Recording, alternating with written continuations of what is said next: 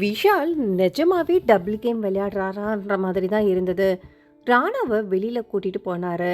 மத்த கேங் கூட பிரச்சனை நடந்ததுனால. சரி போனவரு சும்மா இருக்காம அவருக்கும் அட்வைஸ் பண்ணிட்டு உள்ள இருக்கிற ஜாக்லின், சௌந்தர்யா, ரயான்கிட்டயும் போட்டு குடுத்துறாரு. இது சொன்ன மாதிரி அங்க இருக்கவங்களுக்கு ரொம்பவே டென்ஷன் ஆகிடுச்சு. அங்க இருக்கிற ஜாக்லின், சௌந்தர்யாக்கு அட்வைஸ் பண்றாங்க. நீ வேற ஏதாவது போற போக்குல ஏதாவது சொல்லிடுற. அவன் அந்த டென்ஷன்ல பைத்தியக்கார மாதிரி சுத்திக்கிட்டு இருக்கான். சரி நீ கொஞ்சம் வார்த்தையா அடர்ந்து தான் பேசு. சௌந்தர்யா சொல்றாங்க, எனக்கு எல்லாமே ஓகே தான். இங்கேயும் பேசிட்டு அங்கேயும் பேசிட்டு என்ன அவன் ஒண்ணுமே தெரிய மாட்டேங்குது. மண்டையில ஒண்ணுமே கிடையாதா? எனக்கு அவன் மேல என்ன கோவம் வந்து தெரியுமா? ஒருத்தவங்களோட பர்சனல் திங்ஸை எடுத்து கிழிச்சு பண்ணா பாரு, அதனால தான் செம்ம கடுப்பா இருக்கு. மண்டையில ஒண்ணுமே இல்லையா? ஒண்ணுமே இல்லாதவங்க தான் அப்படி பண்ணுவாங்க. அதனால தான் எனக்கு அவன் மேல அவ்வளோ கோவம். ரயானுக்கு சொல்லவா வேணும்? ரயானுக்கும் ராணுவமே பிடிக்கல போல இருக்கு. ரயான் என்ன சொல்றாருன்னா, இந்த வீட்டில் எனக்கு எல்லாருமே ஓகே தான்ப்பா. ஆனால் இந்த ராணுவ பார்த்தாலே காண்டாகுது. அவனை பார்த்தாலே எரிச்சல் ஆகுது.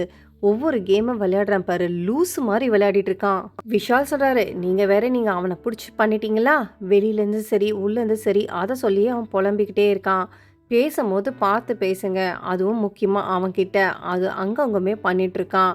சரி அதுக்கு இவங்க என்ன சொல்கிறாங்கன்னா, ஒருவேளை அவன் ரிஜிஸ்டர் பண்ணுறானா, எல்லார்கிட்டேயும் ரிஜிஸ்டர் பண்ணுறானோ இல்லையோ, ஆனால் அவன் பண்ணுறதெல்லாம் கொஞ்சம் எரிச்சல் அடை தான் செய்யுது. இங்கே ஏஞ்சல் மாதிரி பண்ணிட்டு இருந்தான். அது என்னது என்கிட்ட வந்துட்டு இப்படி அப்படியே என்ன மாதிரியே வந்து எனாக்ட் பண்ணி காட்டுறான். என்ன மாதிரி காப்பி அடிச்சுட்டு பண்ணுறான். அப்போ எனக்கு வெறுப்பே ஆகாதான்? அவனை பார்த்தாலே எரிச்சல் ஆகுது. சார் ஒரு சமயம் ஓகேன்னு சொல்லி விட்டாலும் ஒரு சமயம் பார்த்தேன்னு வச்சுக்கோயேன், அவன் பண்ணுறதெல்லாம் காண்டாகிட்டே இருக்கு. நேற்றும் சரி இன்னைக்கும் சரி எப்போ பார்த்தாலும் என் வம்பை இழுத்துக்கிட்டே இருக்கான்னு சொல்லிட்டு இவங்க கம்ப்ளைண்ட் பண்ணுறாங்க. ஜெஃப்ரி சொல்றாரு, போதும் அவனை பத்தியே பேசாதீங்க, அவனை பத்தி பேசுறதே வேர்த் கிடையாதுன்னு சொல்லி முடிச்சிட்டாங்க. ராணாக்கு ஒரு மாதிரி ஆகிடுச்சு. அதுக்கப்புறம் அங்க இருக்க சத்யா, அருணா, அதுக்கப்புறம் அங்க இருக்கவங்க கிட்ட எல்லாம் பேசிட்டு இருக்காரு. என்னை பிடிச்சிட்டு வேணும்ட்டே வந்து ட்ரிகர் பண்ற மாதிரி பேசுறாங்க. எனக்கு பேச தெரியலன்னு சொல்லிட்டு அதுவுமே எடுத்துக்கிட்டு இன்னும் வீக் பாயிண்டா எடுத்து பேசிக்கிட்டே இருக்காங்க. அதுக்கு அருண் அட்வைஸ் பண்றாரு, உனக்கு பேச தெரியலனா நீ பேசி தான் ஆகணும். ஏன்னா எனக்குமே பேச தெரியாது ஒரு கட்டத்தில். ஆனால் இப்போ நான் நல்லாவே பேசுவேன். அதுக்கு இவருமே சொல்கிறாரு, என்ன பேசினாலுமே சரி, ஆனால் அவங்க பண்ணுறதே சரியில்லை. ஐநா கூட்டம் மாதிரி சுற்றிட்டு இருக்காங்கன்னு சொல்லிட்டு சத்யாவும் சொல்கிறாரு. இன்னைக்கு மத்தியானத்துலேருந்து ராணுவ பற்றி தான் கம்ப்ளைண்ட் பண்ணிட்டு இருக்காங்க. முக்கியமாக பார்த்தீங்கன்னா இன்னைக்கு வேர்ஸ் பர்ஃபார்மன்ஸ்லேருந்து சரி, மார்னிங் டாஸ்கில் எல்லாமே இவர் சொன்னது தான் காரணம். வந்த நாள்லேருந்து எனக்கு பேச தெரியாதுன்னு சொல்லிக்கிட்டு என்னை உட்கார வச்சுக்கிட்டு பேசுறது, செய்கிறது, கிண்டல் பண்ணுறது, சிரிக்கிறது, கேலி பண்ணுறது இதே பண்ணிகிட்ருக்காங்க. நானுமே சொல்லி சொல்லி பார்த்தேன், ஆனால் அவங்க கேட்குற மாதிரி இல்லை. அதனால தான் இன்னைக்கு காலையில் கடுப்பாகி நான் பேசினேன். சரி அதுவுமே பேசினாலுமே திரும்பி பிடிச்சி வச்சுட்டு 3 பேரும் பேக் டு பேக் அடிச்சுக்கிட்டே இருக்காங்க.